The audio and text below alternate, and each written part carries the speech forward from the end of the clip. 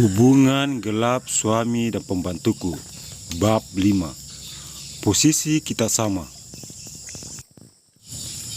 Dari semua ucapan yang dilontarkan, sepertinya tidak ada sedikit pun yang menyenangkan hati. Aku bak orang asing di tengah-tengah orang yang selama ini aku anggap keluarga. Aku tetap berada di sana untuk menghormati mereka. Jangankan mempersilahkan untuk menyicipi hidangan yang ada di atas meja, bahkan mengajakku ngobrol saja sepertinya mereka tidak sudi. Keluarga macam apa ini? Andai saja tidak ada kedua parubaya itu di sana, yang sudah aku anggap orang tua, mungkin aku sudah masuk ke dalam kamar dan mulai pekerjaanku seperti biasa daripada menghabiskan masaku begitu saja. Hampir 20 menit aku di sana, menyaksikan kegembiraan mereka, hingga satu persatu dari mereka keluar untuk mengabadikan momen berfoto dan bervideo di depan mobil baru Mas Hendra. Kesempatan baik itu tidak aku sia-siakan. Setelah ruangan kosong, aku mengambil langkah 1000 masuk ke dalam kamar. Akhirnya aku terbebas melihat tingkah laku mereka. Katanya orang berada, tapi kelakuan seperti baru keluar dari hutan. Kembali kubuka smartphoneku, lalu mengecek apa ada pesanan yang masuk. Dan alhamdulillah, 12 konsumer memesan produk. Ada sekitar 1 jam, aku di dalam kamar, lalu keluar untuk makan siang. Kondisi rumah saat itu seperti kapal pecah. Mas Hendra dan keluarganya sudah pergi entah kemana dengan mobil barunya. Kupesan makanan lewat media online, walau di ruang tamu masih banyak makanan bekas mereka berpesta tadi. Ada beberapa menit aku menunggu hingga seorang kurir datang membawa pesananku. Setelah membayar tagihan dan memberi sedikit bonus pada sang kurir, aku masuk ke dalam dapur. Kunikmati makanan yang ada di hadapanku sambil memainkan smartphoneku. Sebuah notifikasi masuk dari aplikasi grup WhatsApp dan Facebook. Kubuka satu persatu aplikasi itu, dan semua dipenuhi foto dan video keluarga Mas Hendra yang sedang berbelanja di mall. Segera aku matikan layar handphoneku dan menghabiskan makananku. Melihat gambar mereka membuat perasaanku serba salah. Kucuci sendok dan piring yang baru saja kugunakan, lalu masuk ke dalam kamar. Setibanya kembali di dalam kamar, aku teringat pada ayah dan ibuku. Kunyalakan layar handphoneku dan menghubungi kontak mereka. Kami saling menanyakan kabar dan bercerita keseharian kami. Ibu juga ikut nimbrung bersama kami saat itu. Keluargaku termasuk keluarga sederhana. Ayahku adalah pensiunan TNI, sedangkan ibuku adalah ibu rumah tangga biasa. Ayah dan ibu gemar sekali menabung untuk membeli tanah jika ada yang ingin menjual dengan harga sesuai. Kata mereka, membeli tanah tidak akan ada matinya, karena makin hari harganya semakin naik. Beda dengan barang-barang mewah seperti mobil atau benda elektronik. Saking asiknya mengobrol dengan mereka, tanpa terasa jam sudah menunjukkan pukul 5 sore. Kusudahi kangen-kangenan kami dan bergegas ke kamar mandi untuk membersihkan diri. Tidak terasa malam kembali tiba. Aku yang saat itu sedang berbaring di kamar, membuang lelah mulai dari pikiran dan tenaga. Tiba-tiba Mas Hendra masuk dan langsung berbaring di sampingku. Aku sedikit memutar tubuhku ke arahnya. "Mas, apa boleh aku tanya sedikit?" Balasnya singkat yang saat itu membelakangiku. "Dari mana Mas bisa dapat uang untuk mengeluarkan mobil semahal itu?" Tanyaku sangat lembut agar tidak melukai perasaannya. "Rini, kenapa sekarang kamu cerewet sekali? Setiap apa yang aku lakukan pasti kamu tanyakan. Tidak bisakah sekali saja kamu diam dan tidak banyak tanya tentang urusanku?"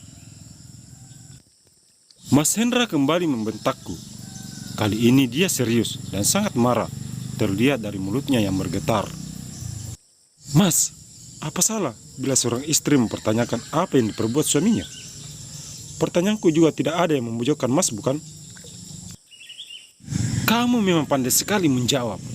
Mana Rini yang dulu yang penurut dan selalu mendengarkan setiap perkataan suaminya?"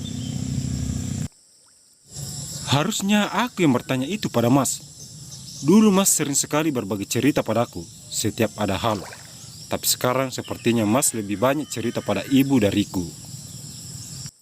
Jadi, kamu menyalahkan ibuku? Kembali sekali lagi Mas Hendra membentakku.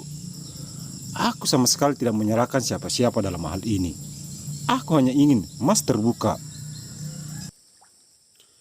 Sudahlah, aku pusing. Ada baiknya aku keluar dan tidur di ruang tamu daripada mendengarkan ocehanmu yang membuat kepalaku bertambah pusing.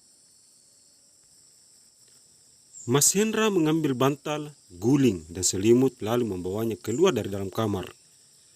"Mas!" panggilku, tapi Mas Hendra sama sekali tidak menggubris. Ya Tuhanku, kenapa Mas Hendra sudah sangat berubah? Apa ini tanda-tanda kalau pernikahan kami sudah di ujung tanduk? Ada bulir kristal bening menetes di kedua sudut mataku. Kupadamkan lampu dan kucoba pejam mata untuk menetralkan kembali perasaan hatiku. Tidak berselang lama kemudian, aku masuk ke dalam alam mimpi. Jam sudah menunjukkan pukul 1:30 malam. Tiba-tiba aku terjaga karena merasa haus. Dengan perasaan malas, aku segera bangun.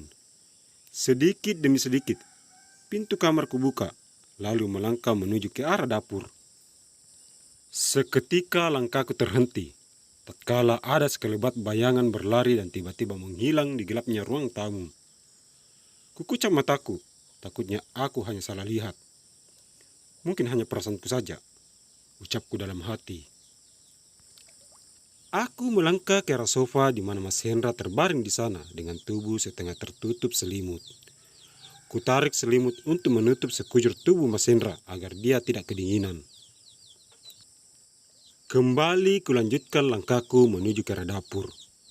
Kuteguk air dalam gelas hingga beberapa kali dan kembali ke kamar melanjutkan tidurku. Hembusan angin pagi dan kicauan burung-burung saling bersautan menyambut datangnya pagi. Aku terbangun untuk melaksanakan kewajibanku pada Sang Pencipta. Setelah kutumpahkan keluh kesahku padanya, kurapikan tempat tidur sebelum aku keluar kamar.